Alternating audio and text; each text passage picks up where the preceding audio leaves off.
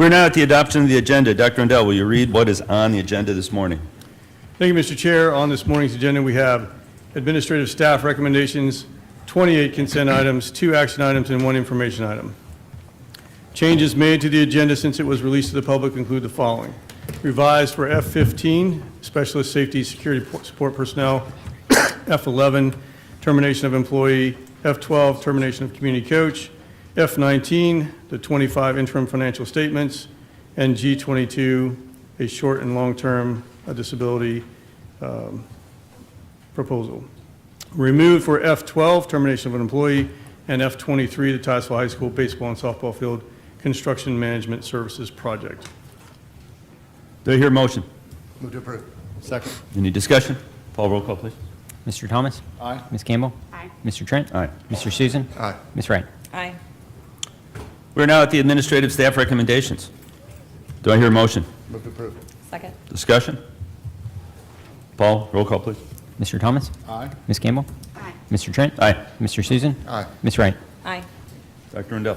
Thank you, Mr. Chair. We have the opportunity to appoint, well, you just did, appoint 13 administrators to new positions, a couple transfers, but others beginning their first time in an administrative position. So we're going to call them all up and give them a chance to say a few words. Then after that, we're going to have an address by an experienced administrator, and then we'll take a picture.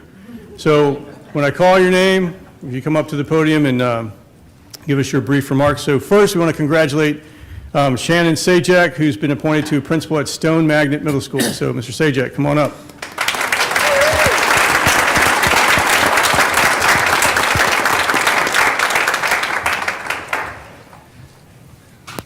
Good morning, everyone.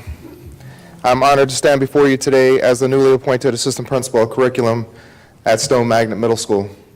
I would like to extend my gratitude to Ms. Ferranti Williams, Mr. Raymer, Dr. Rendell, and the board and the members of the school board for affording me this opportunity. To say I'm excited would be an understatement. This is an opportunity more than just a professional milestone. It's a calling. I dedicated my career to empowering students, supporting teachers, and building bridges between families and schools. Joining the administrative team at Stone Magnet Middle School allows me to serve at a higher level and contribute to a shared vision of excellence, equity, and growth. I look forward to building strong relationships with students, families, teachers, and staff, and celebrating successes as well as tackling challenges side by side. Lastly, I would like to thank Misty Bland for her leadership, guidance, and mentorship over the last 10 years. I also want to thank my wife, Elizabeth, for her continued love and support. Thank you. Congratulations. Mr. Sajak, stay there for a second. Guys, normally I don't do this, but Mr. Sajak oversaw the area, our ALC for a long time. And many people don't understand the stress that a lot of people had during COVID and many of the other things. But I work inside of my housing projects along Aurora. And during COVID, I am not kidding you, he was going door to door to make sure those kids were safe and that they had their computers and everything. I've never seen anything like that before, the commitment that you had to our children. And I just wanted to take a second and say thank you. It's well deserved, and I'm looking forward to seeing the next level, so thank you. Thank you. Mr. Susan, you beat me to it, but I also wanted to thank you for your work over the last few years at the ALCs because of the times that I've come to visit. For one of the toughest populations that we've had across this district, every time I walked in, I knew that you loved every single one of those kids. And you led the team there at the South ALC. And I appreciate Ms. Tagey and her work now that we're saying goodbye to those buildings. I'm so glad we're getting to hang on to you. But I know that you'll do the same thing at Stone, but I just want to express my gratitude for the way that you led that campus with care and compassion for students who are really struggling. So thank you. Thank you, Ms. Campbell.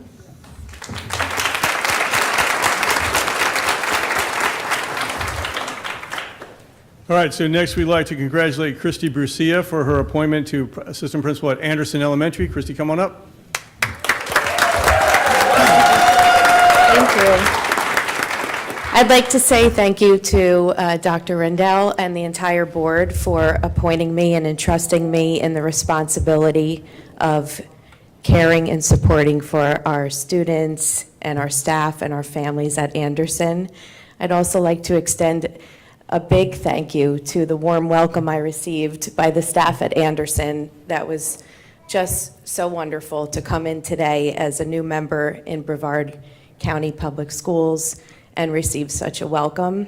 And finally, I'd like to thank my husband, Tony, who has been so supportive and wonderful and loving to me all along the way. So thank you so much, and I'm ready to work.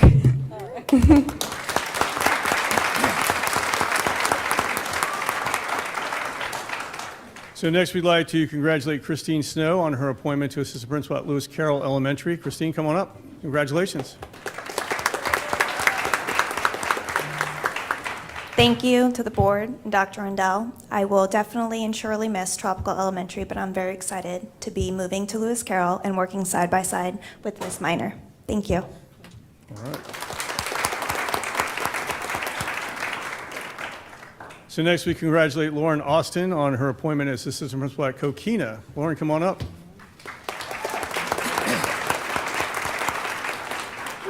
A little bit nervous. First, I want to thank Dr. Rendell and the board for giving me this opportunity. I'd like to thank Principal Stewart at Cocoa High School for all of her support, Principal Middleton at Johnson Middle School for giving me the job as a TOA last year, and Principal Story for giving me the opportunity to be the new AP at Coquina. But most importantly, sorry, I would like to thank the parents and students in the community of Cocoa High School. I owe them a debt of gratitude because without them, I would not be the educator and the leader that I am today. I'm looking forward to continue to serve Brevard County. Thank you. Well done.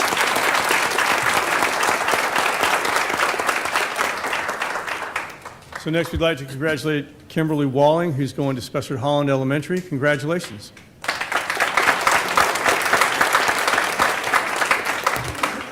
Good morning. Thank you, Dr. Rendell and the school board for appointing me assistant principal of Holland Elementary School. To begin, I'd like to thank God for my gift of teaching and leading. I'd like to express my heartfelt appreciation to my parents and family, especially my son Sawyer, who's with me today. You are my heart. I'd like to take a moment to thank some special West Shore Wildcats. Glenn Webb, who's here with me today. Thank you for being my mentor and for investing in me.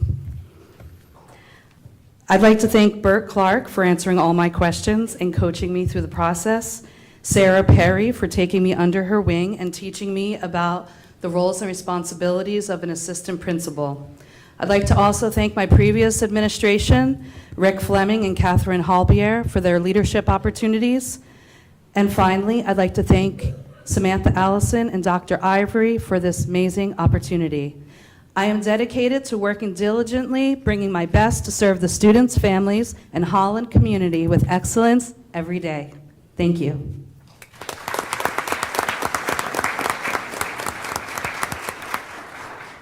So next, we'd like to welcome to the podium Rebecca Bach, who's going to Jupiter Elementary. Congratulations, Rebecca.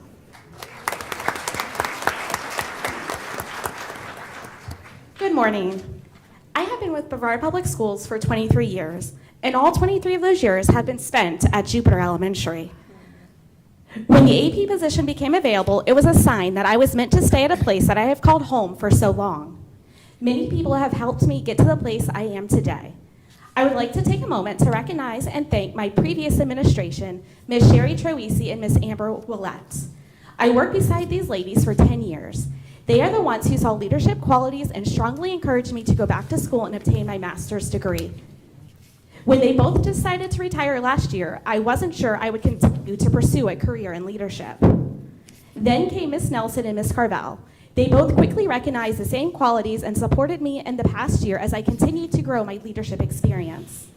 I thank them and my entire Jupiter family for their continued support as we begin this journey together. I would also like to thank my husband and children for their understanding and support through the long hours and many weekends that have been spent and will be spent working. Finally, I would like to thank Ms. Hudson as well as Dr. Rendell and the school board for giving me the opportunity to serve as the assistant principal at Jupiter. Congratulations.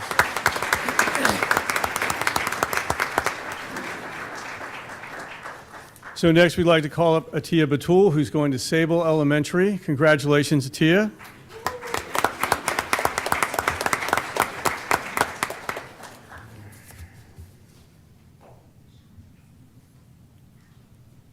Good morning. My name is Atia Batul. I am truly humbled and grateful to be appointed as the assistant principal at Sable Elementary School. I'd like to thank Dr. Randall and the board for appointing me today. I also want to thank the directors who sat with me in many interviews, Dr. Ivory and Dr. Reed, and challenged me with very difficult and meaningful questions. Thank you, Ms. Hobson, for a warm welcome to your school. I am very excited to be part of our school community and ready to make meaningful connections with our families, students, and the staff. I will always be grateful to my Nova family back in Broward County, and I have worked there for 20 years, and I have had many mentors that helped me and supported me in my leadership journey. So I just want to make sure that I do extend that thank you to them. Last but most important, I want to thank you, my family. I want to thank my family, my husband, Arif, my son, Arif, and my sister, Kabsha, who are here celebrating me and my success and have supported me in every way possible. Thank you, as I could not have done it without you. And I would like to end with dedicating this moment to my father, who has been a great proponent of women's education. And I want to make sure that I honor him and thank him for raising me as a confident person who can pursue her dreams against all odds. Thank you, Brevard County Public Schools. I am ready to show you what I'm made of. Thank you.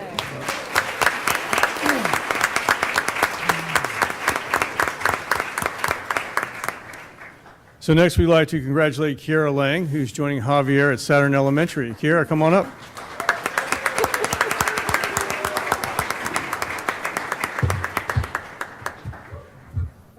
I'm in great company. I'm just loving everybody's speeches, like for real, for real. Okay. Whew. Thank you, Superintendent Rendell, esteemed board members, district leaders, district staff, my colleagues. I just want to say I'm truly happy, honored, and humbled to continue serving BPS as I transition from Stone Magnet Middle to Saturn Elementary School. And I want to say to you all, thank you for continuing to believe in my ability to lead, to grow, and to serve in this new role. And just thank you for your support and vision towards student success, because it does inspire me. Whew. Okay. I want to give a shout out to my friends and family near and far. Special shout out to the coalition. Yep, whoop, whoop.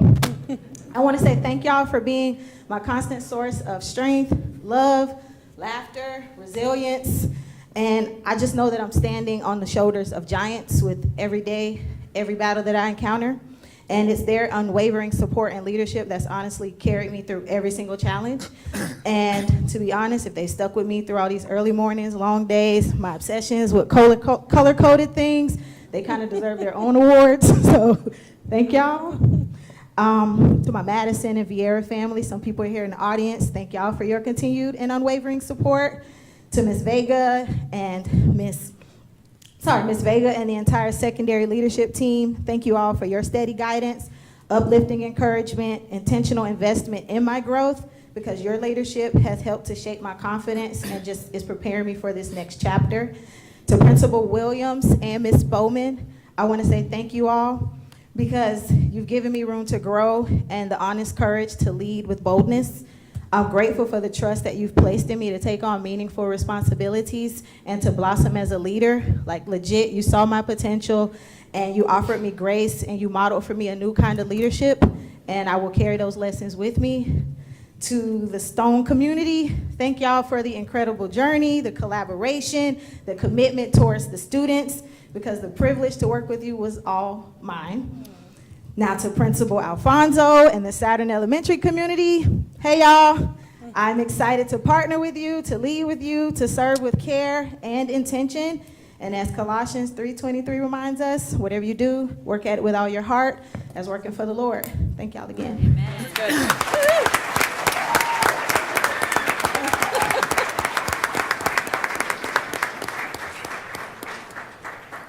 All right, next we'd like to welcome to the podium and congratulate Rebecca Porter, who's been appointed an assistant principal at Tropical Elementary. Rebecca, come on up.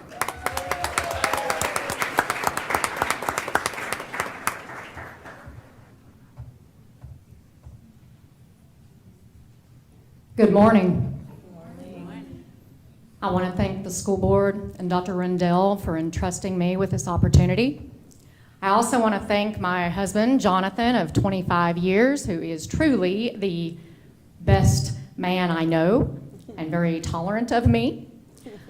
I would love to thank my leadership team at Jackson, Jennifer Shockley and Jennifer Rosado, who have taught me how to put out fires creatively and quickly.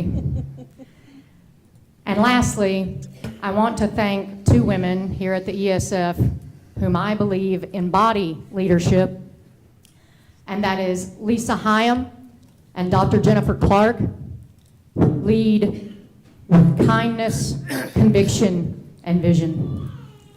Thank you all. Well done.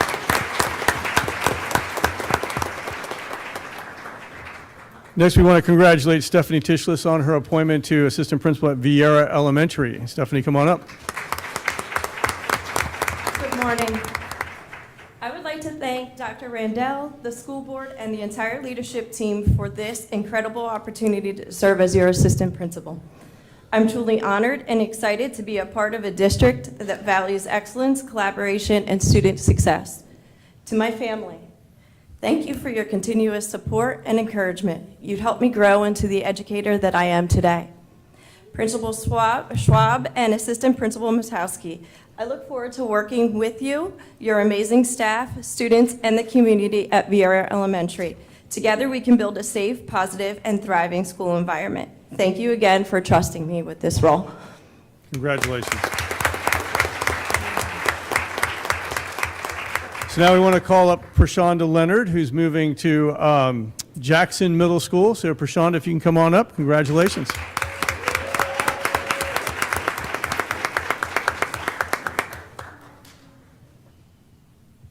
Good morning. I would just like to say good morning, and I would like to say thank you to the board, Dr. Rendell, Mr. Raymer, Ms. Weibelt. Also, my husband, Richard, who is here with me today, who always puts up with my early mornings and late nights and all of my shenanigans. He's always there for all of them. I also like to say thank you to my family that's watching at home, my daughter Ashley and my son Richie, and my mom and all my cousins, everybody that's watching at home.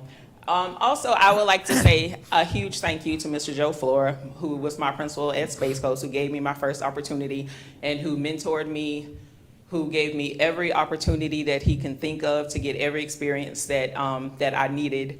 And also thank you to Ms. Shockley for bringing me back home to Jackson, and I am ready to get to work. Thank you. Congratulations.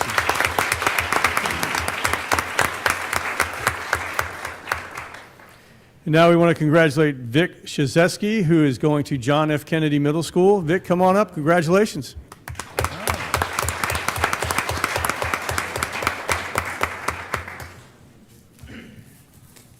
Good morning. This step forward into leadership is a testament to the power of hard work, perseverance, and most importantly, faith. I am profoundly grateful for those who have supported me along the way. I want to thank my beautiful wife, Kate, from the days as an unpaid intern down at the U to this very moment. You have always supported my dreams and goals. Without you, I would not be the man I am today. You, along with our beautiful children, Noah and Dakota, are my greatest motivation. I also want to thank my parents, my grandparents, and my in-laws. Your encouragement has been a constant source of strength, and I am truly blessed to have such an incredible family to celebrate this milestone with. Dr. Rendell and the rest of the school board, I am honored to step into the role as assistant principal at Kennedy Middle School and deeply grateful for the trust and confidence you have placed in me. Your leadership and vision guide our schools, and I look forward to serving every student with excellence and positively contributing to the continued success of Brevard Public Schools. Mr. Raymer, you have been an incredible inspiration. There have been few interactions throughout my life that stand out to me. One being sitting in your office, going over the reason behind making a switch to the PE department wasn't in the best interest of the school or the students. I didn't realize it then, but I do now. Thank you. That closed door led down a new journey of leadership and inspired me to make an even greater impact throughout our community and our schools. Without that no, I wouldn't have heard the yes from Mrs. Weibelt. who I am so excited to learn from and work alongside in an effort to contribute to the continued success of Kennedy Middle School. And for that, I am forever grateful. To Ms. Lubbers and the rest of the leadership team at Merritt Island, I am thankful for the opportunities given to me to help learn, grow, and sharpen my leadership skills. The pride, tradition, and family of Merritt Island High School will always hold a special place in my heart. To Mrs. Owens and the Kennedy Panther family, thank you for believing in me. You are gaining a leader who puts others first, whose relentless work ethic and contagious positivity will resonate throughout the school each day. I promise to lead with passion, integrity, and unwavering commitment to our students' success. I'm excited for this new chapter, and I'm eager to serve with dedication and purpose. Thank you, and God bless. Congratulations.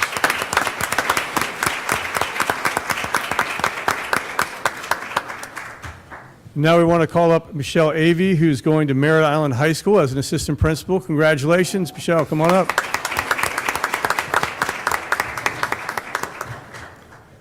Good morning. Over the last 10 years, I have seen myself as a performer, someone comfortable on center stage with a microphone in hand. I've seen 1,500 students walk in and out of my chorus room, taken students to perform at Disney's Candlelight Processional on 6 occasions, and even taken a group to perform at Carnegie Hall in New York City last year. My professional identity has been as a choral director. However, I have been so blessed to have a number of people in my personal and professional life who have seen more in me than I have seen in myself. They have shown me that the skills that I have honed as a choral director are transferable to a leadership role, that I can provide students with a rigorous education in an environment where students feel safe to be themselves and make mistakes without fear of judgment, and that I can do this by teaching teachers how to do it. First and foremost, I need to thank my family, my wife, Amanda, for pushing me to begin and complete my master's, believing in and supporting me every step of the way. To my kids for cheering me on through my interviews, even though they're a little upset there may not be as much singing and dancing on the next Take Your Child to Work day. Oh. Sorry, guys. To my in-laws, David and Donna, for their love and encouragement, and to my parents for raising me to respect others and give my best effort to everything I do. On a professional level, I have worked with and for some incredible administrators that I have learned from.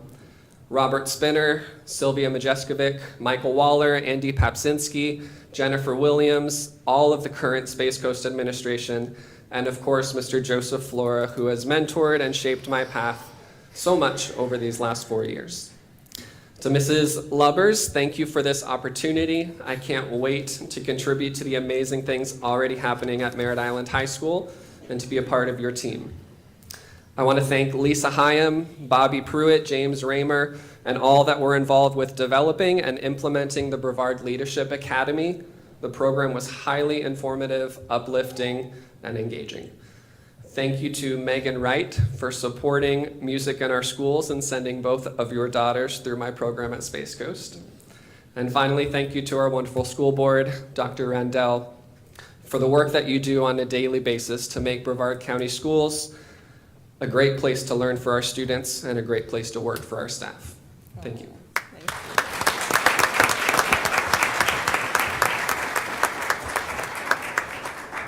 So congratulations to all the new assistant principals and the ones in new positions. We're going to take a break shortly and do a picture, but first, how appropriate that we finished up with Mr. Avey, who's going to Merritt Island High School, because I'd like to call Gary Schifrin up to the podium at this time.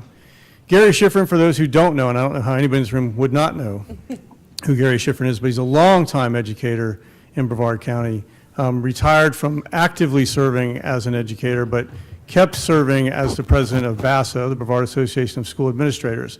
And he is now leaving that position, or has left that position, and wanted to share with the board and the community some parting thoughts as he finally retires from serving in a role in public education. But Gary has been serving the students and families in Brevard County for, I believe, over 40 years. 54. 54, that's over 40. Wow. And I look young, I understand. well, for all of the young assistant principals out there, this is someone to aspire to be. So Gary, the floor is yours. Thank you very much. First of all, on behalf of the Brevard Association of School Administrators, congratulations to all of you that are going to new schools, new journeys.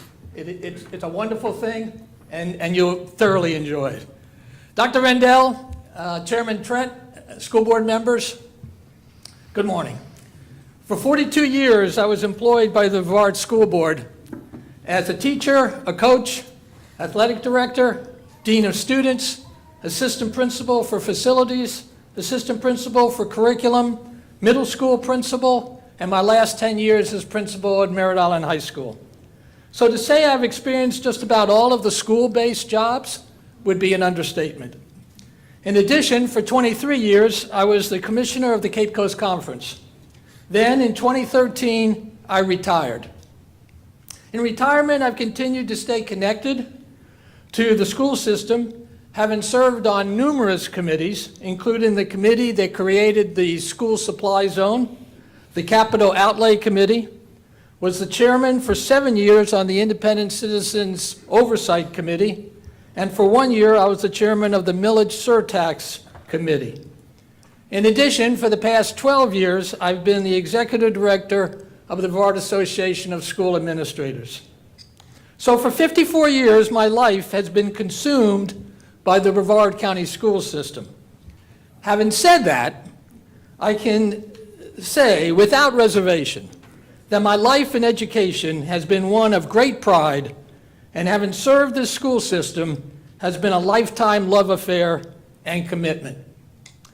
But now the time has come to fully retire. And yes, I've said it before, but I really mean it this time. I have left all my committee obligations, and I am in the process of working with our new executive director, Eileen Hare, who will assume her new role as BASA executive director in July. I have no regrets and look forward to my new life at the age of 76.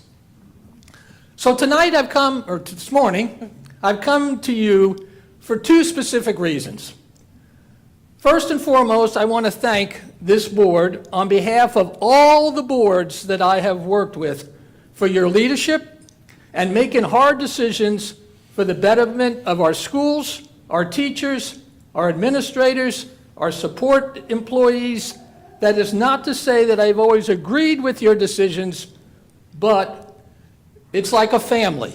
We have to do what's in the best interest of the family. I also want to thank Dr. Rendell and all those superintendents whom I've also worked with over the years. Names like White, Green, Collinsworth, Sowers, Bingley, Sawyer, DePatry, Mullins, as they too have provided amazing leadership governing our schools. I also want to thank the many mentors I've had over the years, starting with Lloyd Sowers, who recently passed, Ed Lowe, Hank Smith, Lee Berry, Jane Cheney, Marge Ebersbach, Sandy Demmin, and so many others. And of course, there were so many fellow teachers and administrators who helped guide my career. So thank you for allowing me to take this time to thank all of those influential people in my life. And of course, I want to thank my family, including my wife Kathy, and daughter Courtney, and son Ross, for allowing me to do my thing being an educator in this school system. And the other purpose of my being here this morning is to comment on the state of the Brevard Association of School Administrators. Let me first say that this district is being led by the most amazing school leaders, and our community should know that our students are being provided with excellent education they deserve. Our membership continues to stay involved, and their expertise is beyond reproach.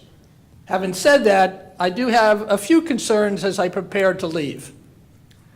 There has to come to a point that we must ask ourselves, how much more can we ask of our administrators as well as our teachers? Our educators do an amazing job, but when you have to put in so many more hours doing the job, then you will be getting diminishing returns. The stress with added responsibilities is contributing to educators leaving the profession in droves. Instead of driving these highly professionals away, we should be doing all we can to recruit and retain more.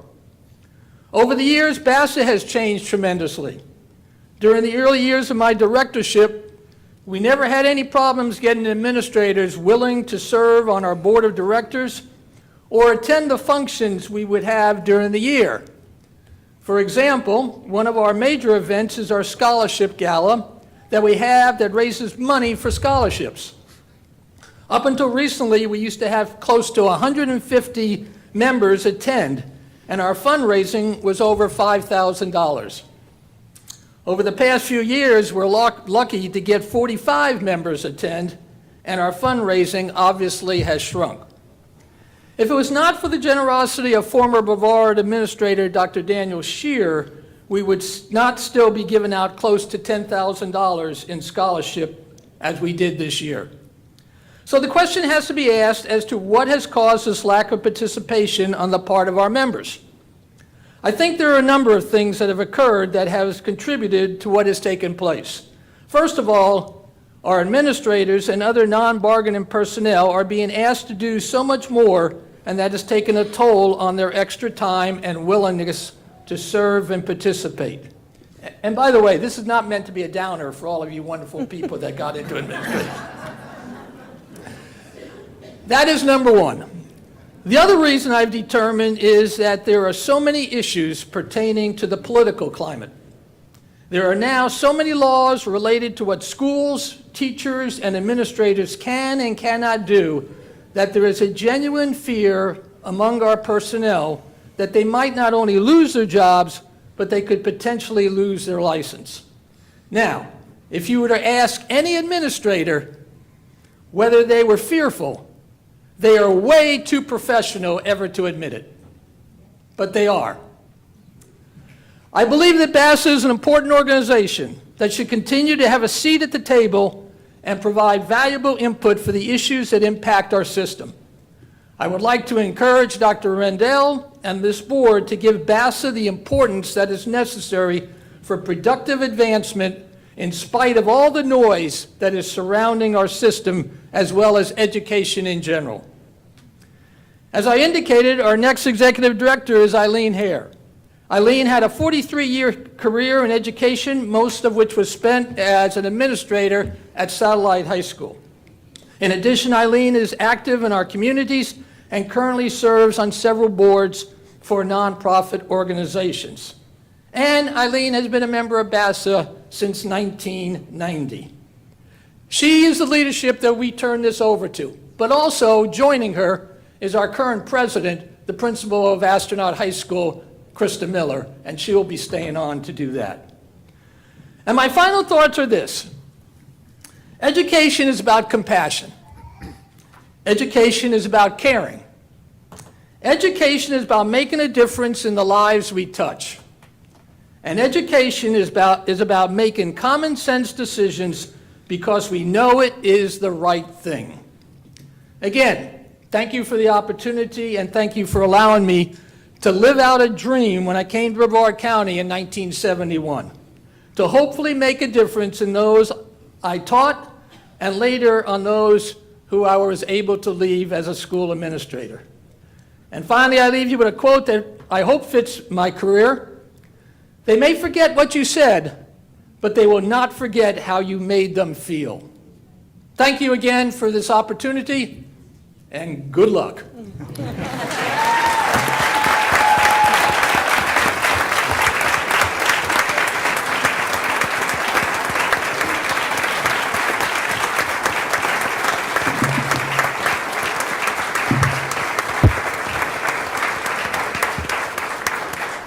Well said. Good morning, Mr. Trent, members of the board, and Dr. Rendell. Thank you so much for the opportunity to recognize Gary Schifrin today. On behalf of the members of BASA, the administrators and affiliates, we would also like to thank Gary for his commitment and leadership while serving not only as an educator in Brevard Public Schools, but for leading BASA for the last 13 years. As the incoming executive director, I look forward to our continued wonderful working relationship with Dr. Rendell, Mr. Dufresne, and members of the school board. I thank you very much, and we have a plaque that we would like to give to Gary, and so I'd like our board members that are here to come up.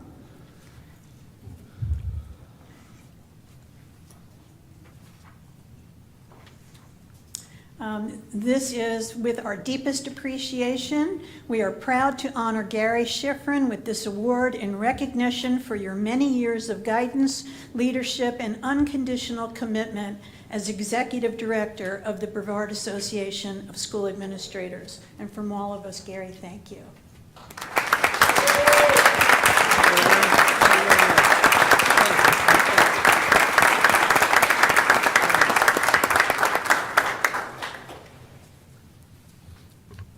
Mr. Chair, if we could take a short recess to take some pictures, that would be awesome. Absolutely. Okay.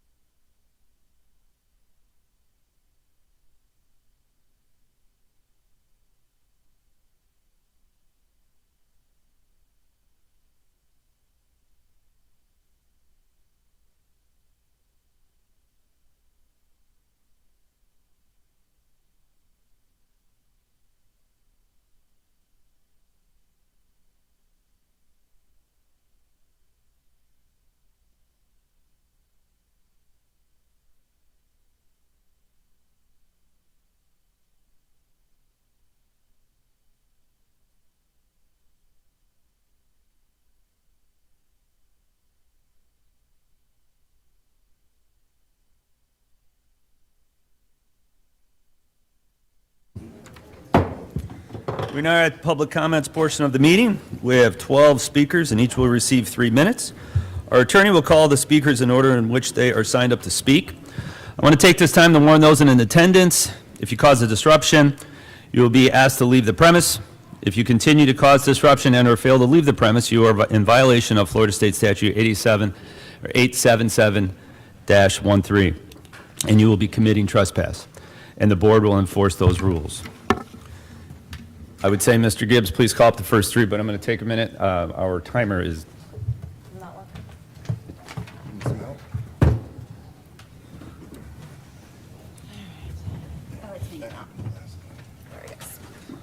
Yeah, there we go. All right, all good. All right. Bill Pearlman, Gabriela Diaz-Vendrell, Jennifer Hopkins.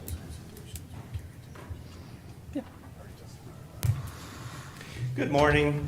I'd like to address item 4 on the agenda, instructional staff recommendations. And I'd like to ask if you think you're creating an inviting culture and climate within BPS that can lead to fewer vacancies and more filled positions. How can we work together to make BPS a great place to work? Well, it's not by rescinding the contract of a highly qualified teacher because she called a student by their preferred name. It's not referring that teacher to the State Department of Education so they can investigate and determine whether she should ever be allowed to teach again. That creates fear among teachers. If you think you're doing a great job, you wouldn't have so many vacancies. And if you want to shrug that off as a national problem, think about what you're doing to exacerbate this problem. Are you aware that St. Lucie Public Schools is calling hundreds, perhaps thousands of our teachers and asking them to go to their job fair this week? Why do they think our teachers are so readily poachable? I think I know why. You pay your staff poorly, you treat them with disdain, and you embarrass our community frequently. Like when you do dumb stuff like place a teacher who's out on bail for child neglect into a classroom. Mr. Trent, you embarrassed us when you defended a principal that hosted an underage alcohol-fueled party by saying, things happen. Mr. Susan, you've embarrassed us when you called our students idiots and snots. Your words and actions send a chilling message to all of your staff. You shouldn't be surprised that teachers are walking away from our district because they see you silencing them as professionals. Every vacancy puts more pressure on those who stay. You've demonstrated that even the most effective teachers are not safe here. When leadership retaliates instead of supports, it erodes trust and morale. I think actually Mr. Thomas understands that, but I see no evidence that the rest of you do. Students are paying the price for the dysfunction of this board. Larger class sizes, more substitutes, disrupted learning. Brevard deserves better. I stand with Calhoun. Students before politics. Gabriela Diaz-Vendrell, Jennifer Hopkins, Leanne Cheney. Good morning. My name is Gabby Diaz. I am a Florida resident and a graduate of Florida schools, and I'm going to be commenting on item 4, instructional staff changes. And more specifically, I want to share what's at stake with these 16 teachers resigning and what Brevard School Board District, what I implore you to do, more so with my own experience. In 2020, my teachers in my classroom saved my life. My classrooms, my teachers, my books were my refuge from the challenges that I faced outside of the classroom. At 14, I learned the lesson that not everyone's going to accept you as you are, and I naively came out and learned the lesson that through social media harassment in my sophomore year, that lesson followed me through broken family relationships. By my junior year, that lesson found me as a slur etched on my car door at homecoming. And by my senior year, I felt so numb and defeated from having to defend my existence and my humanity day in and day out that I withdrew from my social activities, my friends, my family. And on December 10th of 2020, I attempted to withdraw from my life completely. And what actually prevented me from going through that ideation was the fact that I'm a nerd and my AP Lang teacher. I actually remember turning to my AP Lang homework and actually reading Ta-Nehisi Coates' words in Between the World and Me, and having a teacher in which she cultivated a classroom of intellectual creativity and learning that allowed for me to actually engage. Had it not been for my teacher and had it not been for the classroom that she curated, I may not be at this podium right now speaking before you. And so when we see trends that are happening in Brevard, where we have 16 resignations and 0 hires, where we have teachers being fired for recognizing and respecting the dignity and their existence of all of our students, like Mrs. Calhoun, we have to put it into perspective. This will cost Brevard students their lives and their futures unless you act in the interest of the students rather than the interest of politics. Brevard in Florida deserves better than this, so when it comes to the measures that you take, I implore you for the sake of our future generations and for our students that you put them first. And if not, I do want to call into attention that elections are coming and Brevard is watching. Thank you. Jennifer Hopkins, Leanne Cheney, and India Miller.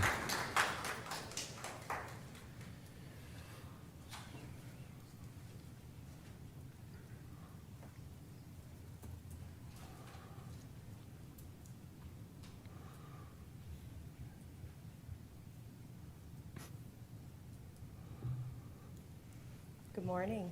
My name is Jen Hopkins. I'm here as a concerned parent and a member of this community. I'll be addressing item agenda 4, instructional staff changes. I'm speaking today because we have a crisis, not just a teacher shortage, a teacher exodus. And it's not because people don't want to teach, it's because they don't want to teach here in Brevard County. Due to decisions made right here in this room, good educators are being pushed out.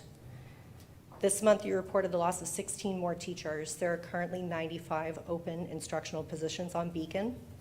The reasons these teachers give for vacating their positions include personal and relocation. Not only are teachers choosing to leave, they're very likely fleeing this county and possibly this state out of fear. Where can we lay the blame for the situation that we're currently facing? I think we all know the answer to that. We can lay the blame right here in this room, in front of this dais, in front of this board. Every open instructional position hurts our students, especially when at least one of the open positions should be filled by an excellent AP teacher with above average pass rates. Teaching in Brevard County is not attractive to candidates when they can see that this board's closed-minded actions result in unmanageable class sizes and less support for our students. Every time this board chooses politics over students, fear over acceptance, and control over collaboration, we lose another educator, someone who could have made a difference in a child's life. The message is clear: do what we say, stay silent, or leave. So guess what? They're leaving. This is unacceptable to us because this is not the message we want to send to our teachers. We cannot afford to continue losing educators. We cannot afford to cultivate this climate of intolerance and hate. We cannot afford for this board to continue putting their own interests above the students they are here to serve with excellence as the standard. We're here to demand that you find a better way to manage the deficit we're facing.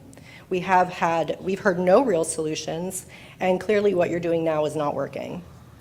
There is a $1 million plus being spent on banning books, $300,000 being spent on lawsuits that involve Matt Susan and Moms for Liberty, $750,000 evaporated into salary and vacation payouts while the board tried on superintendents like shoes.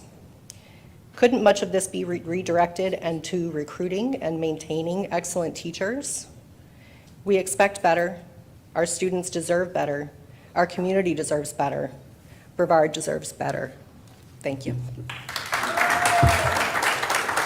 Leanne Cheney, India Miller, Greg Ross.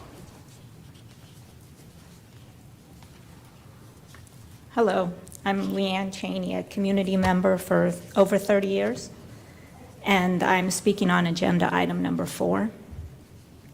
As you know, Brevard Public Schools has a shortage of teachers. As you know, Brevard Public Schools has a shortage of teachers. Not renewing Ms. Calhoun's contract, an extremely qualified teacher whose students scored well above average on their AP exams, added to this problem. It made the work environment even more unfriendly It was toxic, really. I personally know teachers who left as a result of this toxicity, and I don't blame them. Working in a state of fear is horrible. We've heard from teachers at Satellite about the eroding morale since you made the poor decision not to renew Ms. Calhoun's contract. Unfortunately, our students are the ones who are paying the price.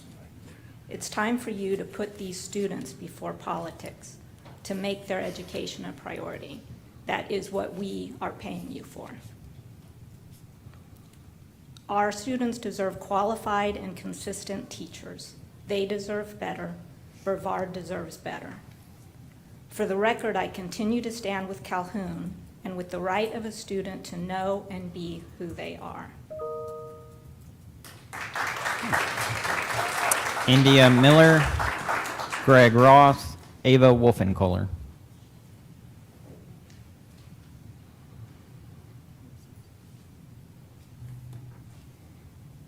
Good morning. I was going to say good afternoon, but it's still morning.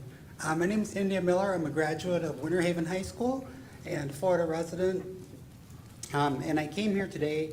I worked in global education as an executive for 8 years with the world's largest education company. And I managed their strategic relationships like the Fulbright Scholarship Program and IIE. And I'm very concerned that, I worked in 200 and some countries, and so I'm very familiar with staffing and staffing issues and different cultures and corporate cultures. You have a culture issue. You've lost 16 teachers, and not one teacher has applied to work here. And I want to look at why. I think that what happened recently with you firing a well-respected teacher for doing their best to respect a student, and I can't imagine, I try to put myself in the shoes of these teachers. My mom was a teacher. Like, how do I work within the legal system of Florida, the laws that we have in place, which are unjust and will be overturned? And I want to remind people that sometimes following the law isn't the right moral or ethical thing to do. I wear the pink triangle, which is a pride symbol, but it's a pride symbol because it's what we wore in the Holocaust in Nazi Germany. Queer and trans people were identified so we could be mocked and humiliated in the streets before we were sent to the concentration camps where we died. And all the people that killed us were following the law.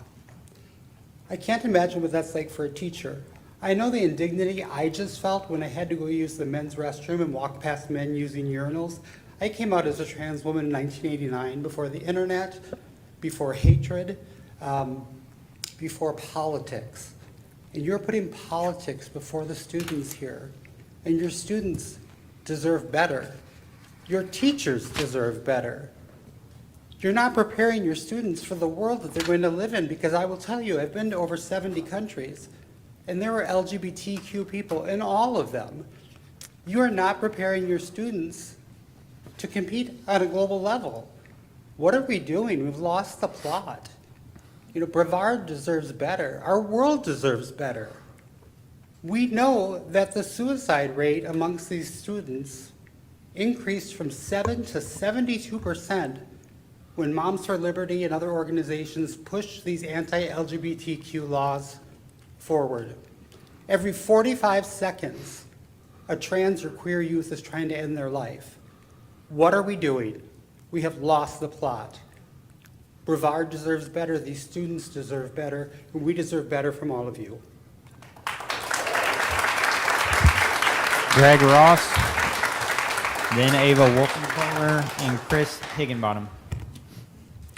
Morning, School Board. Thank you for this opportunity to speak. I too am going to address the instructional staff recommendations. Let's just talk about the numbers, right? 16 instructional staff resignations and only 2 appointments.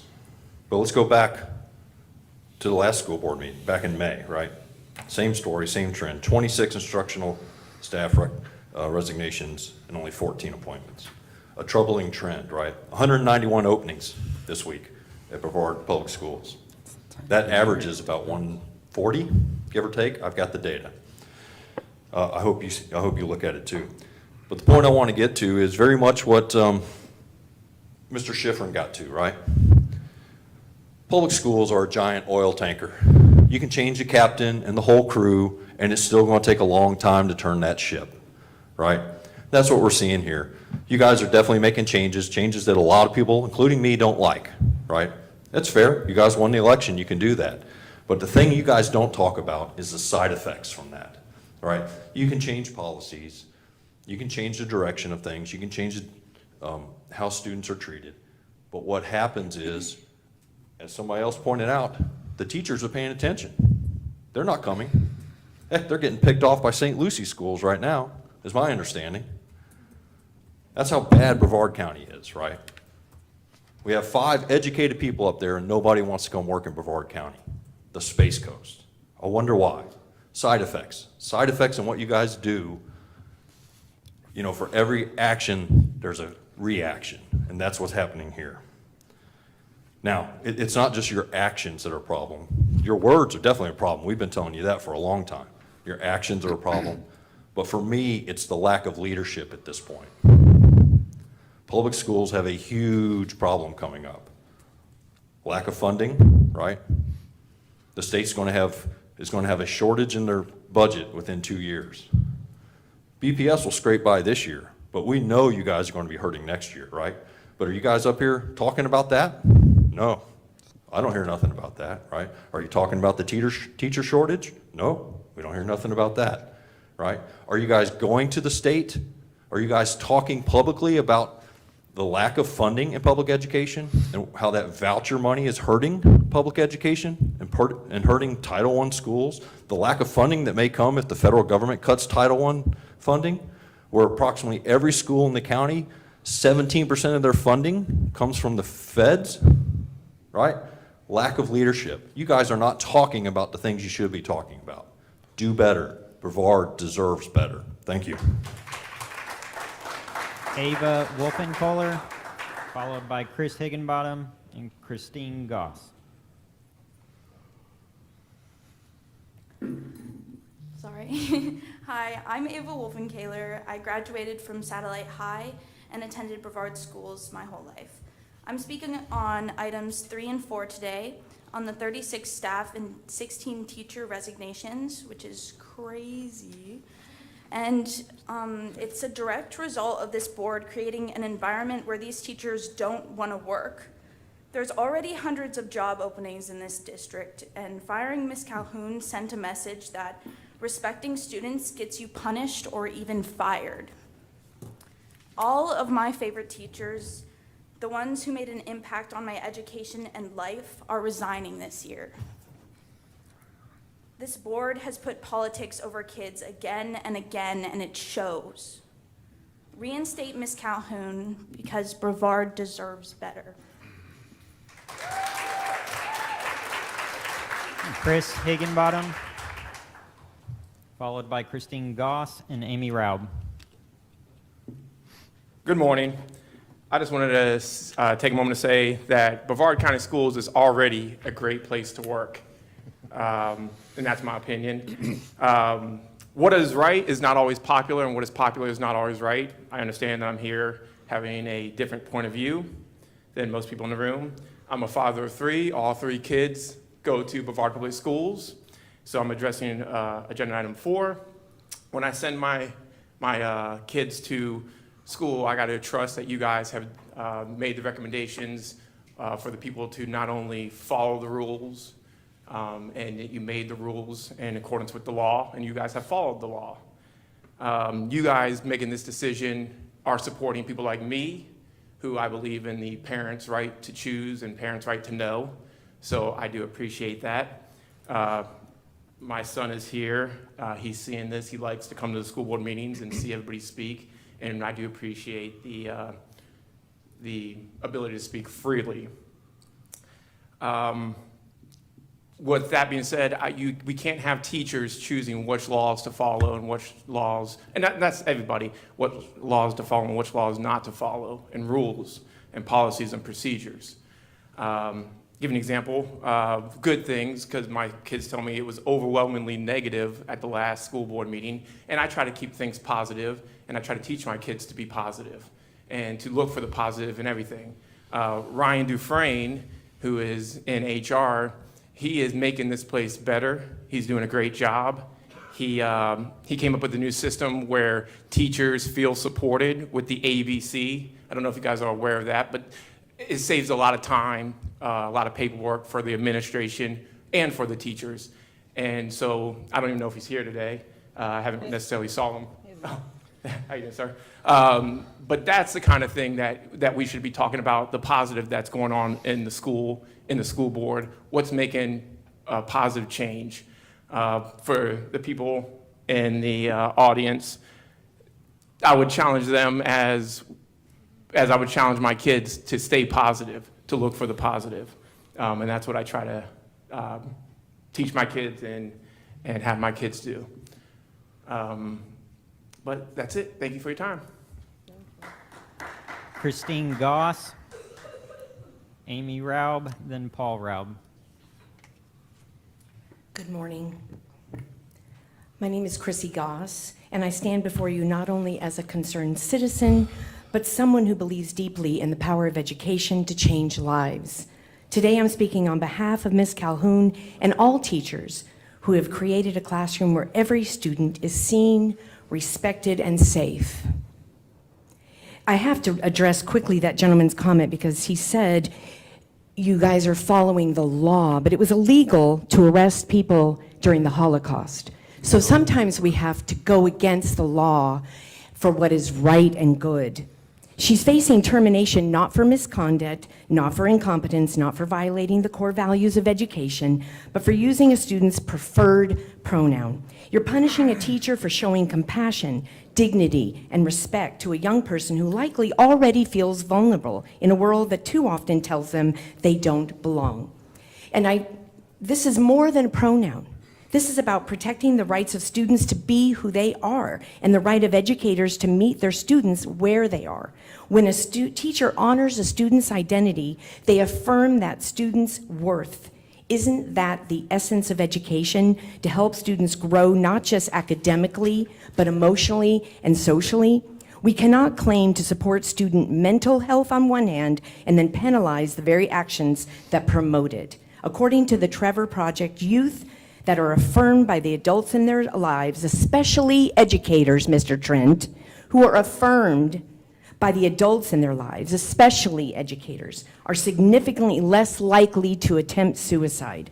I notice that when you have somebody that's for you, you look up, but you don't look up at all the other people who don't like you. I don't care. You look right up at that gentleman, but you're not paying attention to the rest of us, even though we're the majority. And let's not forget Ms. Calhoun at the heart of this. By all accounts, she is beloved by students, colleagues, and effective in the classroom. Finding her sends a chilling message to every educator in this county. Is hate the legacy you want to leave for your children, for your grandchildren? Because believe me, they will learn what you do at this moment and either respect you for your decision or disrespect you because of what you're doing here. I urge you, do not let fear or ideology silence compassion. Do not let one parent speak for all of us. You know, it's funny, they always said the silent majority. No, we're the silent majority, and now you've woken us up. We are gonna, and I find it very disrespectful that Mr. Trent laughs at people speaking. You don't belong in this position. Your mission behind you says, look at it, to serve every student with excellence as the standard. Amy Raub and Paul Raub. And you don't follow that mission, Mr. Trent or Mr. Susan. Have a great day, sir. There is an extra name.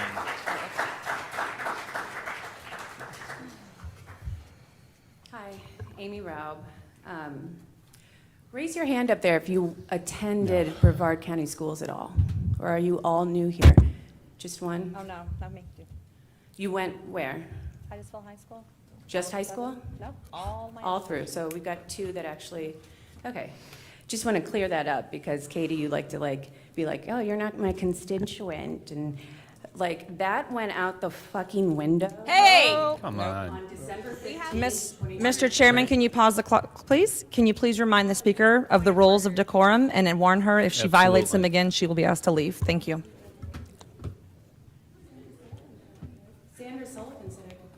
you can't. Not here. Just some decorum. We have no problem listening to you. Okay, so, let's see. What is your job up there?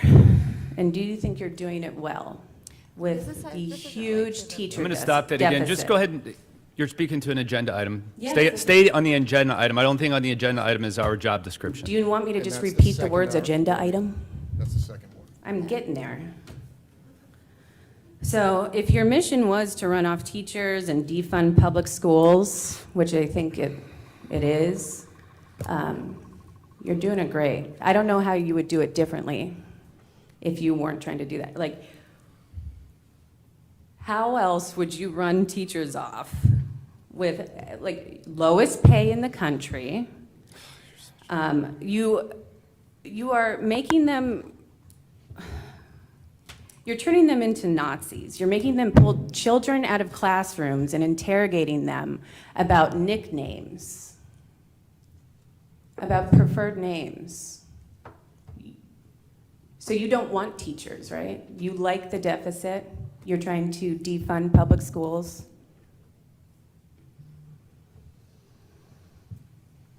Okay, sorry, I've got crazy notes here. Yes, you're not my constituent. On December 15th, 2023, the Moms for Liberty chair, Jennifer Pippin, drove up here from Indian River County and banned 11 books from us. Where was that then? Mr. Chairman, Why can you didn't please pause the clock? Can you remind the say speaker you're to not stay on the Yeah, agenda please. item?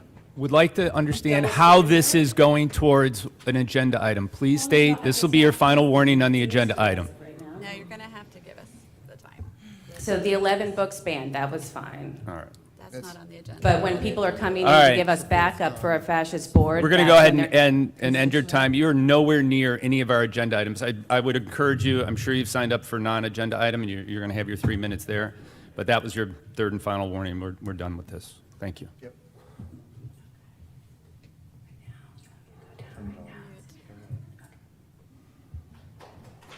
Paul Raub.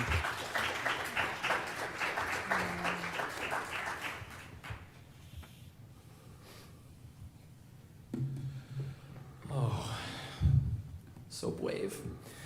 Yeah, I'm here to speak on agenda item 4 and some of the factors that may be contributing to the situation there. I'll repeat that periodically if it gets lost. Teachers will teach somewhere. Teachers want to teach. It is a mission. It is a calling for them. But they're going to choose where they do that on a number of factors, some of which you have some control over.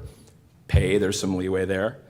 The community, the curriculum, the leadership. The leadership and what that says about the kind of work environment and quality of life a teacher's going to have working in a school district. And, you know, part of the culture that is instilled right now is a culture of fear of speaking out, is a fear of being honest, fear of treating students with respect, fear of being anything other than deferential to whatever is coming out of your mouths out here. But teachers are afraid and frustrated and worried that by doing their jobs well, they may lose them. And so why would you choose to work in that environment? You know, and calling what you guys do leadership is something of a misnomer. Leadership is about enabling, empowering, clearing obstacles, helping the people that answer to you do the best job for the students, which is the only thing that matters. The students matter, the education matters, the teachers do the job. You guys shouldn't interfere with it, but it's kind of what you do. Posturing isn't leadership. Creating and allowing a climate of fear is not leadership. You know, spending money that could be spent on education, on facilities, on many needed improvements, fixing actual problems in the district, and having that money go to lawsuits instead, and always trying to conjure up new ones. Please, that saw the draft of the what is it, credentialing credible media sources policy, which is, I guess, modeled after the White House policy where we don't want CNN, but Joe Bob's High Tea podcast is going to get credentialed. Including in that the line about conservative viewpoint is a gift to the First Amendment lawyers who will cost you a lot of money. Baking the viewpoint discrimination into the policy is just a gift. Maybe throw the whole thing in the fire. I'm sorry, definitely throw the whole thing in the fire. If you want good teachers, if you want to attract good teachers and keep them, make it this a place where they might want to work and teach. Brevard deserves better, you little cowards. That's what you say in the last second.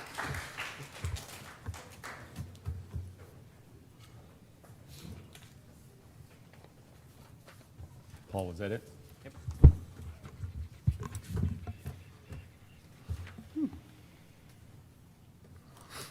All right. All right, well, that concludes agenda items only public comment. Thank you for taking the time out of your schedule to address the board with your concerns and suggestions. I would like to remind the public that the board is accessible for further conversations outside our business meetings through scheduling a meeting. We're now at the consent agenda portion of our meeting. Dr. Rendell. Thank you, Mr. Chair. There are 28 items on the list under this category. Thank you, Dr. Rendell. Does any board member wish to pull any items? Can you give me 1 second? I'm just trying to make sure I'm. Mr. Chairman, can you just give me 1 second? Sorry, I'm trying to pull it up on the Absolutely. new system that we are all learning through. This is a growing, learning Discovered curve. the full page where you can make it where it's All right. bigger. It took me a bit. Give me half a second so I can get on the same page as you are. Okay, I'm good. Go ahead. Thank you. All right, I will entertain a motion to accept. All right. Second. Any discussion? Paul, roll call, please. Mr. Thomas? Aye. Ms. Campbell? Aye. Mr. Trent? Aye. Mr. Susan? Aye. Ms. Wright? Aye. Dr. Rendell, will you let us please know about the items under the action portion of today's agenda? Thank you, Mr. Chair. The first action item is G1, procurement solicitations. Do I hear a motion? Move to approve. Second. Discussion? Yes, Paul? I'd like to, Yes. hang on. Yep, I'd gotcha. like to pull G1, 22-279 from that group. Okay. Sorry, which one is it? G1? G1, 22279, Does it have a letter? it's the first one. Oh, the A, okay. Yeah, number 1A, I'm sorry, G1A, I apologize. Okay. All right. The employee benefits management data? Yeah, and if you guys second it, then I can tell you why. Okay, I'll second I the already motion. have, I think Well, we already, did you already have a second? Yeah, but I'm going to But pull he's it. changing. But he's changing, so Yeah, to so I'm pull. pulling it, so I needed a second. We're in the middle of it. Yep, discussion. So basically, this is a great company. They've worked out great for us for many years. We are in the process of onboarding a new ERP system that has a lot of capabilities. And on top of that, there's some other capabilities that our IT department does. So what I would like to do is have our IT department, who's in the middle of that ERP RFP, to just take a look at it, put it back on the agenda for the 28th. It's within the window of them having their renewal, and just have our staff look at it to see if there's any opportunities for us to improve or do a better job, and that's it. So, I think our next meeting's the 28th or the 24th. whatever one. 24th. 24th, that's it. So the 24th. Gives them plenty of time before the renewal date, and it just gives an opportunity to take a look at it from our IT department to see if there's any way that we can save in that area. That's it. Okay. Just a clarifying question. Mhm. So that we don't have that yet. Would We you do. consider? We do have it. It's under renewal. No, I'm talking about the. ERP. Right. So are you suggesting that depending on how that goes, that we would need to do this, but it's like a shorter contract? That could be a possibility. I'm not in the frame of understanding where that ERP system's at. I just wanted to be able to have IT review it for, Okay. in case, shorter contract, any other opportunities that they have there. And if there's something else, great. If not, put it on the 24th. They've been a great company for us. We've had great times with them and stuff like that. That's all.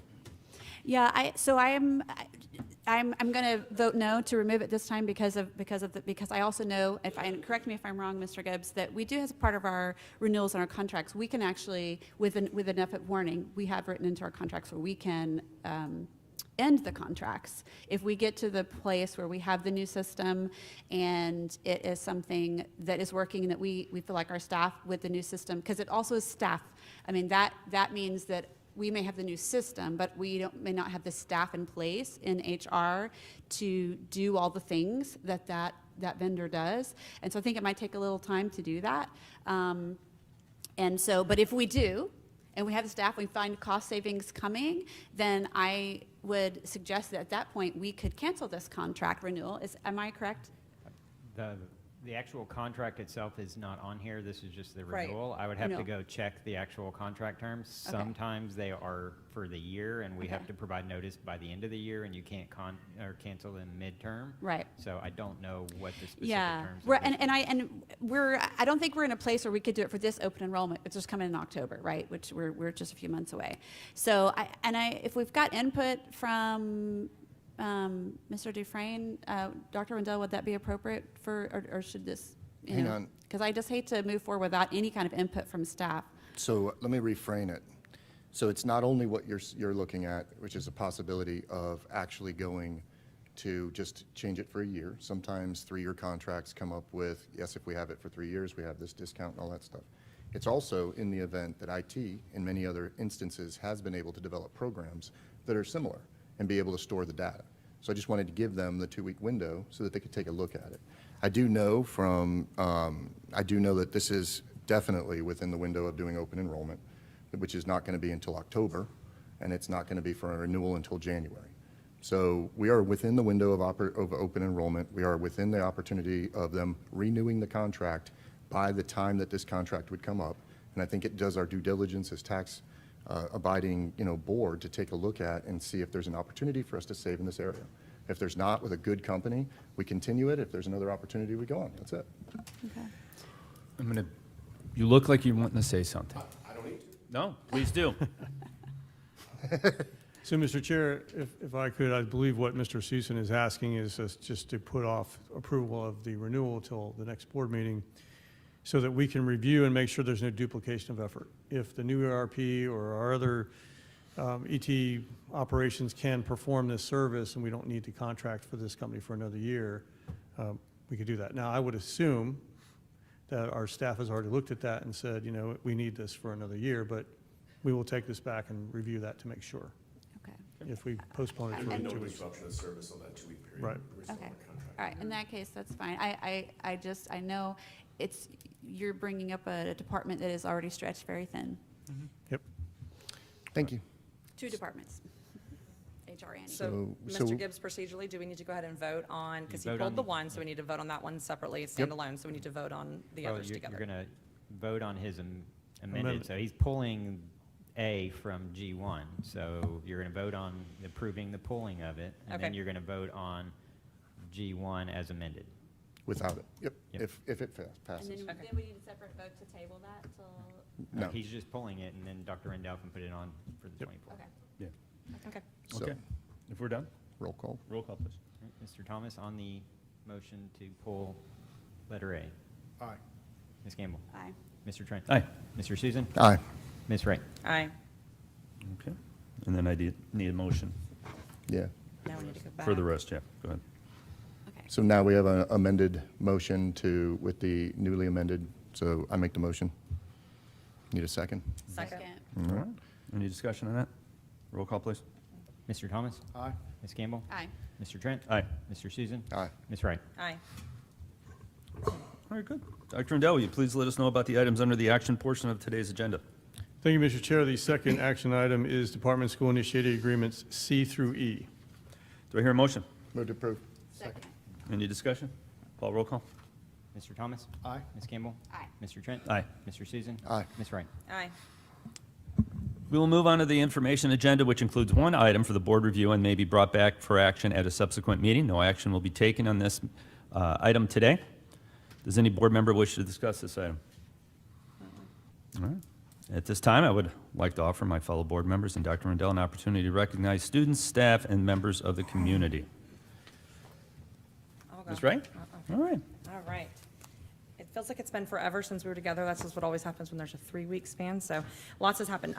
I want to give a shout out to the adult ed graduation that took place. That took place after our last board meeting, and I didn't recognize the impact of watching that graduation. All graduations are so special, they really are. But when you watch somebody who comes back to school after they've made a life choice to go a different path, and maybe that's taken them, somewhere good, different, difficult, but then come back and really pursue achieving their education. It was so powerful to watch grown adults that now have families and have their families come hug them and embrace them because they went back and accomplished this goal. So I want to give a shout out to Miss Benjamin and the amazing work she did there. It was their first graduation at their facility. So board, if you get next year, I'm saying everybody should be on that stage. It is a huge, huge, it's just, man, it makes your heart feel good. So good stuff there. Also want to give a thank you to Career Source Brevard, and again, Miss Benjamin, we're going to go back to her, and Miss Han. They had a meeting last week about how can we partner with Career Source Brevard, because a lot of what our adult education does, their next step is, hey, let's achieve the education, and then the next step is job placement, right? So Career Source is having some reorganization that's happening, and we have found a way, I believe, to really strike a good partnership that will help those students, all of our students really, but especially our adult ed students. So I'm excited about that partnership. Sue, thank you so much for facilitating, lining all of that up. That was a lot of work to schedule that many people all in the same time, so I appreciate you for that. A couple of friendly reminders of things that are coming up. So board, I'm sure you're getting all the emails. File your Form 6. Don't forget to file that before the 1st of July. That is due, so very important, file that. The Ascend Conference is happening this week. I know that kind of coincides with, you guys have FSBA at the end of this week, so I'm sad you're not going to get to go. I will go and report back and let you know how amazing it is, because I heard nothing but positive things last year after the Ascend Conference. So thank you to the team that's put that on. I'm sure it's going to be nothing less than wonderful and perfect. If you are back on Friday, the Brevard Schools Foundation is having their golf tournament. It is Friday the 13th. I think there's probably some kind of theme going on there with that. Just want to remind you, so if you're back, and I know we have several golfers up here, come out to the golf course and represent, so that would be good. And that is all that I have, so we'll move on to the next one. Mr. Susan? Mr. Thomas? Yeah, go ahead. I just wanted to give 2 shout-outs. One was to follow up on the graduation. This is my first opportunity to get to attend several graduations, and the thing I was most impressed with was the students' true respect and love for the staff and the principals of all the schools that I attended. It was good to see. I kudos to all the staff and the principals for how they set up their graduations. They were all ran seamlessly. It was an awesome to be able to be honored to play a part in those. And then I also want to thank Misty Bland for setting up the tour of the Magnolia Separate Day School and Silver Pines Academy. I know you guys have already been over there in Orlando, but I had a chance to go, and Miss Wright also went with me. So just appreciate the staffs over there, as well as Misty for making those tours, setting them up and making them so successful. That's it. I too had a wonderful week of graduations, and it was really wonderful. I do have to say, adult ed continues to be one of my favorites, and I have to tell just a little story. We had. One of the things that's special about adult ed, because they have a smaller class and because they have such a unique population, they always invite students from each campus to share their story. And we had a 62-year-old, 68, grandmother who took 8 years and literally passed her last test that morning. Yeah. And walked across the stage, and she was one of the ones who had asked to speak. And I don't know if she threw it together this quickly or she kind of knew she was going to pass. She spoke the whole thing in verse. Even had a little stanza for each teacher, and it was amazing and so encouraging. And then one of my other favorites was the 47-year-old dad. Yes. Who dropped out at age 16 because his words, he didn't want to be a deadbeat dad. He wanted to be present for his kids, and through the years realized that he needed to get that accomplished. And so he said when he missed the opportunity all those years ago to cross the stage with his twin sister, yes. And so they had arranged for her to have a cap and gown for them to walk across the stage together, and it was so moving and such an incredible. Our adult ed department is doing great work, and they're doing great work for our community. It was wonderful to be out on the track we're going to be using to train CDL drivers coming up very, very soon. And so it was just a kind of a high point to me of that week. I wanted to thank everybody who was involved with our audit committee meeting that we had last week, week before, whenever it was. Particularly, we had a follow-up on the discipline audit, and I thanked some people that day, but I want to thank them publicly, and I also left someone, a department out. We want to give huge shout-outs to the work that Student Services has done under the leadership of Pam Dampier. In the work that the district security and operations has done with our contracts with law enforcement and with the chief of schools office and in enforcing, and applying the changes. But also I want to do a huge shout out to educational technology, because without their support in pulling that data and in helping us to make focus to utilize it in the fullest way, we wouldn't have been able, one, to gather the data for those reports and for RSM and our auditors, but also to make it more user-friendly for teachers, for administrators, for the people at the district, so that we can make sure that we're doing things in a timely fashion, shortening up those times. All of that involved educational technology. So I wanted to give a big woot woot to Russell Cheatham and his team for their work in that. Last week, on Tuesday, Take Stock in Children through Brevard Schools Foundation had their mentor luau, and it was a fun time, and they thanked all the mentors that have been supporting our Take Stock in Children students through the year. But one particular person, and I did not get his name, but I'll send it to you later. He's 90 years old, and he has been just sharp as a tack. He's been mentoring Take Stock in Children for 18 years. He's had 6 different students over those 18 years, and he's going strong, has no intention to stop. So I'm telling you, board, nobody has an excuse. If you can be 90 years old and you're still mentoring students, that's one of the reasons why I started a couple years ago, because we had one of our teachers, or I think it was administrator from a school, come and share at a moment, and she's got 3 kids, single mom teacher, and said she's mentoring kids. I'm like, oh, okay, I'm pretty sure I can do this. And it's been a joy. My mentee is a pleasure to meet with, and such an encouragement to me. In fact, she just texted me the other day, how's your summer going? So it has been a mutually beneficial, just a joy. We had a couple of retirements that went under the radar today, and I'm telling you what, our data gurus we're saying goodbye to. Nada Francis was on the list of administrators, and so definitely want to thank her for the work she's done. But John Carr is a name that doesn't get mentioned often, and he is like the spreadsheet king. And I know he's not in the room, but y'all tell him we're giving him. We've got smiles and nods going up here. John Carr is who I would call the data guru for the district, and has been for a long time, and I just want to thank him for his service. And I noticed on the list of instructional staff that he is retiring, and well deserved, but big shoes to fill, and just wanted to thank him in particular for the work he's done through the years. Last is more of a means of a report than anything. We each have our champion areas in the strategic plan, and mine is community relations. And so I'm having every other month board, and I hopefully are able to do that too, at least bi-monthly meeting with Janet Murnahan, and they've got this big giant whiteboard with all the goals and how they're working towards them, and really I just wanted to report back that they're making some great progress towards those goals.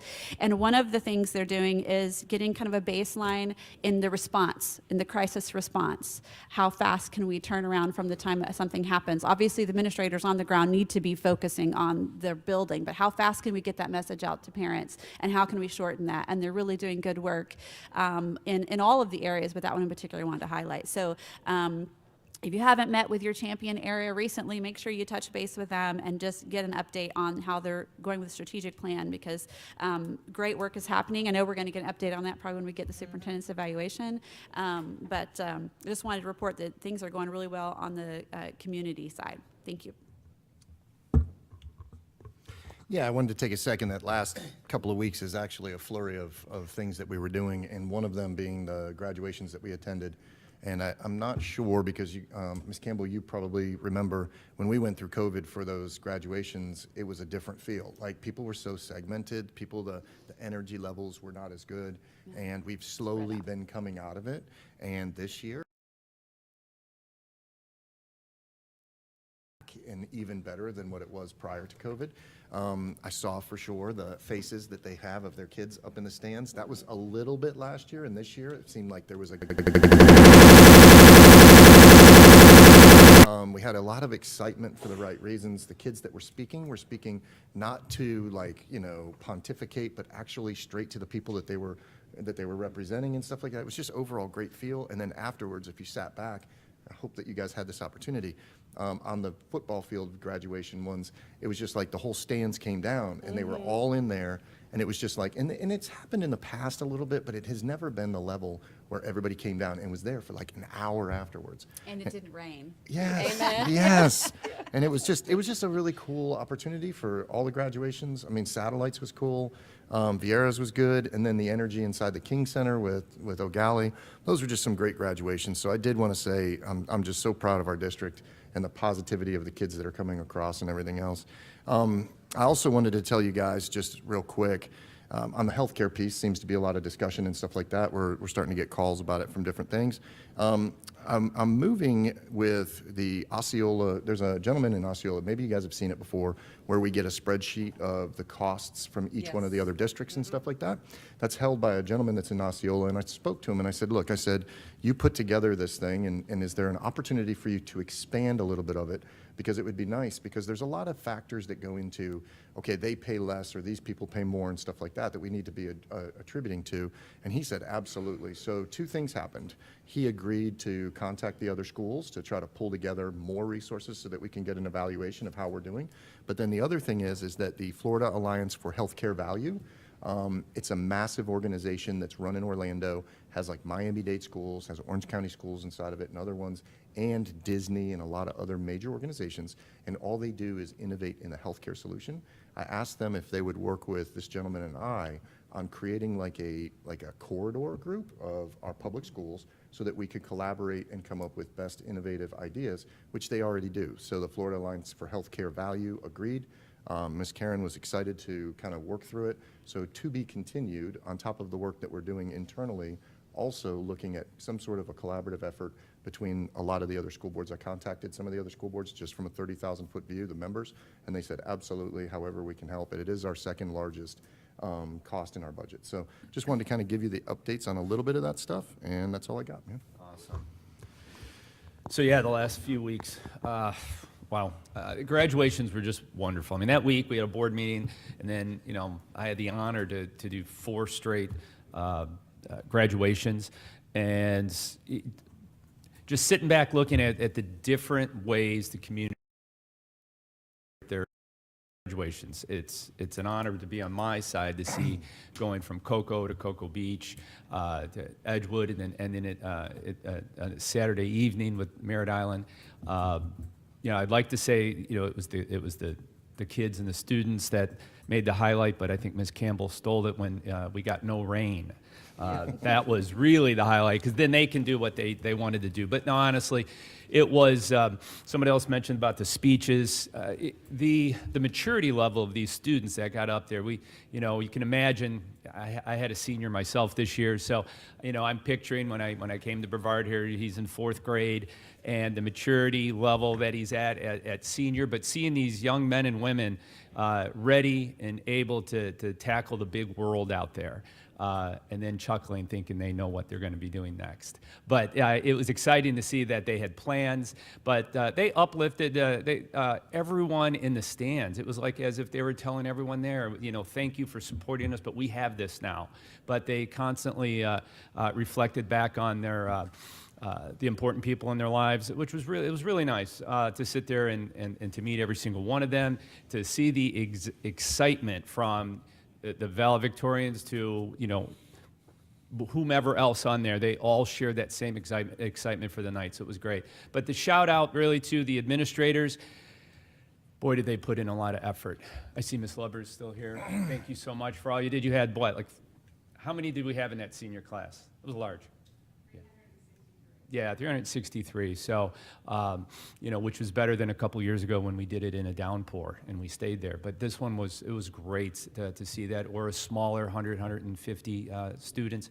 it was very exciting. None can match the electricity and the excitement of being on the football field in Cocoa. So shout out to Cocoa's community and Ms. Stewart. That's always my favorite night there in the Cocoa graduation. So also, end of the year, I always have to give a shout out to the teachers and the staff and all the testing that we have to do at the end of the year, and the students for getting all that extra sleep and the extra studying that you did for your finals and your EOCs and all your testing. You pulled it off. So thank you. You get a little bit of rest, administrators, and I'm sure you're right back at it. And teachers, of course, get that little bit of rest, and I'm sure you're reflecting back on what went well and what you're going to do differently in the next school year. The testing leads me to, the big shout out to Nada Francis. If it weren't for her, I probably wouldn't be here myself. She was a wonderful leader in the testing area in Brevard. You talk about herding cats. If you're ever on a Zoom call with all the testing coordinators around the county, it is an amazing job to try to, have all of them, focused. And, it's not as if these testing coordinators have a big staff. They have to beg, borrow, bribe, and steal the minutes from the staff that they have there. So thank you, Nada. You're with you have wonderful leadership. I'm sure I'm speaking for all the testing coordinators and principals and the assistant principals that you taught them and showed them. Doesn't matter how big the fire is, that you've got this under control. So a shout out to her. So Dr. Rendell? Thank you, Mr. Chair. I do have a couple corrections. You can't choose a favorite graduation. You can say one of, that's what we do. They're all One of my favorites. favorites. And the administrators are not really getting any time off. No, I know. In fact, it is summer. The graduation season was awesome. It was fantastic. I did get to go to 6, and it's special. And it's summer, and most people think educators take the summer off. And some educators do take the summer off, but we have summer school going on right now for those who need it, and we also have summer enrichment camps all up and down the county at many, many of our schools. And so I want to thank the Curriculum and Instruction Department for the heavy lifting that put all that together, the summer school programs, but also the summer enrichment programs. And then a huge thank you to the schools that are hosting those, to the teachers that are working in those camps and summer school, to the administrators that are working those camps and summer school, to the maintenance staff that is working around those camps and summer schools as they try to do all the work that we try to do over the summer. So it is summertime, and we do think that all of us take the summer off, and we don't. And a lot of people are working very hard to provide more learning opportunities for our kids even during the summer. So I want to thank everybody who's involved in putting the summer programs together and carrying out those summer programs. Thank you, Mr. Chair. Great. Okay. All right, we'll take a short recess to prepare for the non-agenda item public comment portion of the meeting.